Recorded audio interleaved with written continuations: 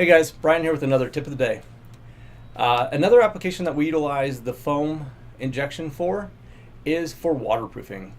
Now, the void fill method and the slab jacking method that we kind of talked about is along the same methodology as far as the application process.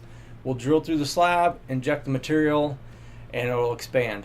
What's crazy about the polyurethane is it actually is closed cell and does not allow water in once it's reacted.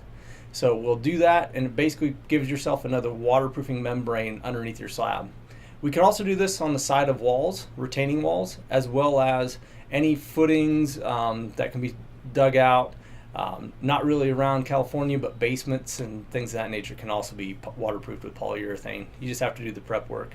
So just another thing to think about whenever you think about a waterproofing project. And that's your tip of the day.